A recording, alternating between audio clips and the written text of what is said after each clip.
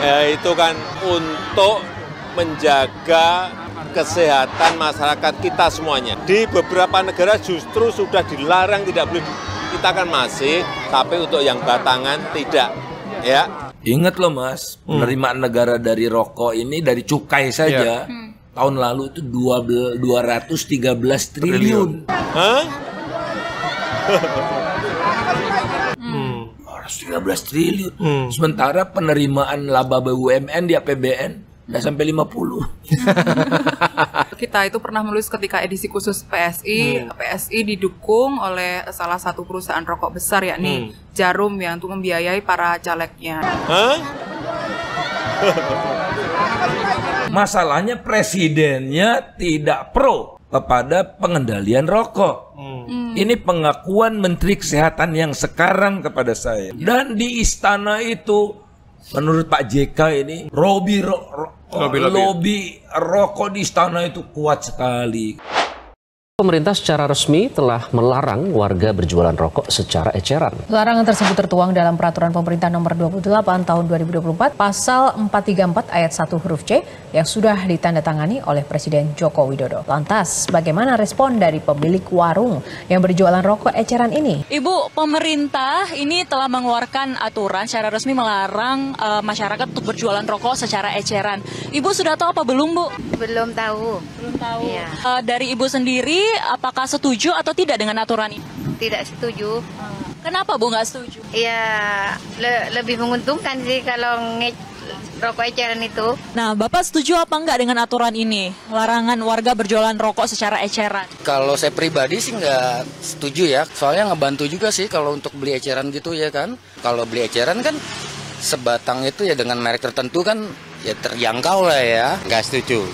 Karena alasannya kan pendapatan kita buat beli beda-beda. Kita mampunya ketengan. Mungkin buat beli bungkusan atau setengah kan kadang nggak mampu. Tapi kalau buat pribadi saya, kalau nggak bisa beli eceran itu terlalu berat. Harusnya perbungkus terus. Aduh, susah juga itu kalau nggak ada rokok. Para pedagang berharap pemerintah bisa memberikan kebijakan yang memberikan manfaat nyata terutama untuk para pedagang kecil. Kalau tidak bisa jual rokok ketengan lagi, kira-kira nanti berkurang omsetnya gimana dong? Udah jelas pasti berkurang. Bapak setuju nggak sama aturan itu? Sebenarnya sih tidak setuju. Mengapa? Karena mereka itu rokok sebatang, belinya kadang 2 batang. Orang tuh nggak semua punya duit. Menurut saya kebijakan itu nggak ada, ibaratnya ya kasihan sama orang-orang kecil itu, yang kayak pengamen, yang pengangguran, yang nggak ada kerjaan pengen ngerokok. Iya, kalau nggak ngerokok enak, makan permen. Kalau yang ngerokok kasihan yang ngerokok itu. Soalnya kan lebih banyakan yang minta ketengan. Kalau bungkusan mah kadang paling berapa bungkus gitu, tapi lebih ke ketengan. Nggak setuju karena banyak orang yang belinya eceran.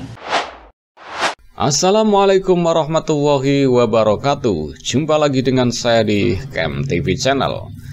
Barusan kita saksikan sebuah video ya tentang Presiden Jokowi yang telah menandatangani atau menaikkan peraturan pemerintah atau PP nomor 28 tahun 2024 tentang kesehatan ya.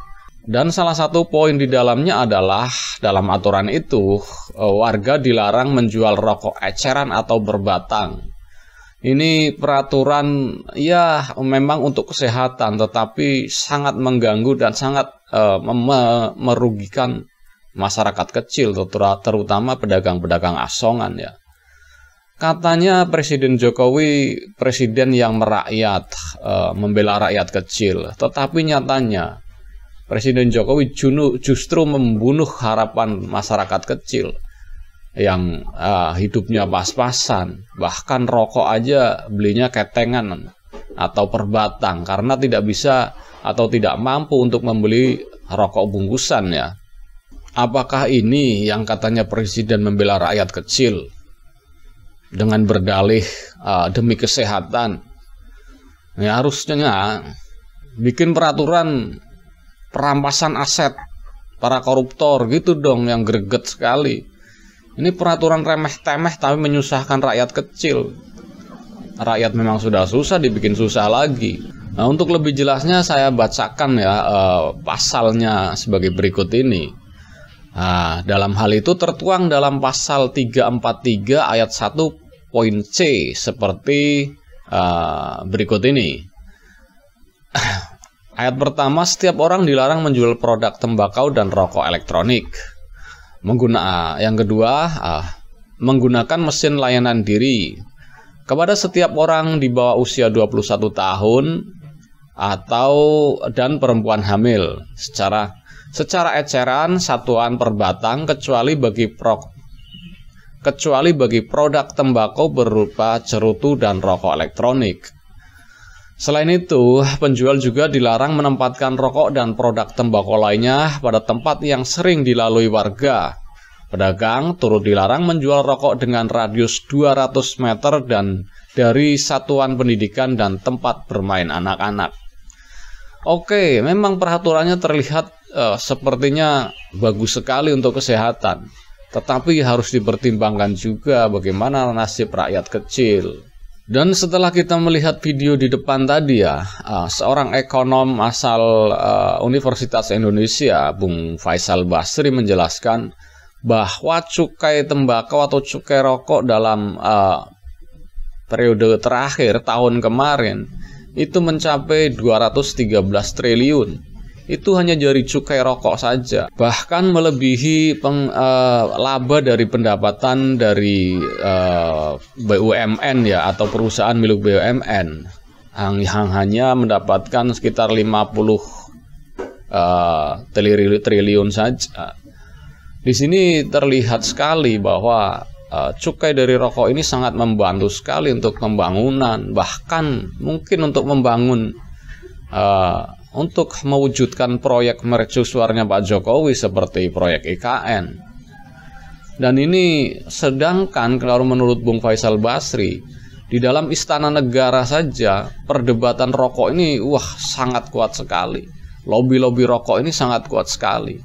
Tetapi di luar, Presiden Jokowi seolah-olah ingin menjadi pahlawan untuk menyelamatkan kesehatan masyarakat. Dan menurut wartawan Tempo yang pernah menulis ya bahwa dana untuk kampanye dari partai PSI itu salah satunya itu dapat sumbangan dari pabrik rokok ya.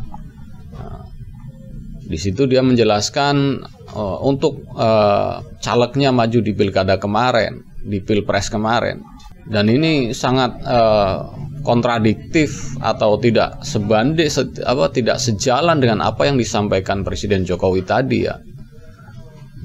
Dan itu peraturan yang sangat-sangat membuat rakyat kecil ini begitu menderita. Harusnya di akhir masa jabatannya itu Presiden Jokowi membuat gebrakan ya cepat diteken lah undang-undang perampasan aset bagi para koruptor. Koruptor yang ketahuan, yang tertangkap tangan dihukum lebih berat lagi atau dibikin jera. Ya, harusnya terobosannya yang itu. Kan sudah jelas-jelas para koruptor ini justru yang membuat rakyat kita ini menjadi susah, menjadi miskin. Ini gara-gara semuanya dikorupsi. Harusnya gebrakannya di pemberantasan korupsi, bukan gebrakannya membuat masyarakat kecil, pedagang kecil tidak bisa mendapatkan penghasilan yang lebih, malah mengurangi penghasilannya. Nah, harusnya yang dikurangi penghasilannya itu para koruptor, dimiskinkan. Kalau bisa, aset-aset yang disita koruptor itu dibagikan ke rakyat yang rakyat-rakyat kecil, yang rakyat-rakyat yang kurang mampu. Harusnya seperti itu. Tetapi ini bikin peraturan yang seolah-olah menjadi pahlawan rakyat, tetapi nyatanya justru cukai dan apanya dari tembakau, dari rokok ini pemerintah sangat getol sekali untuk menagih cukainya, untuk menagih uangnya. Tetapi orang yang mengkonsumsi rokok justru malah kena pidana. Berarti kan kalau ada peraturannya, kalau melanggar peraturan mestinya kan ada pidananya. Orang ini peraturan pemerintah, undang-undang. Apa nanti warung yang tetap menjual rokok ketengan, rokok eceran, pasti nanti kena pidana. Apa nanti justru ada lowongan kerja baru jadi satpol PP apa-apa untuk menjaga warung-warung agar tidak menjual rokok eceran. Apa mungkin seperti itu tujuannya? Kan ini kebijakan yang lucu sekali.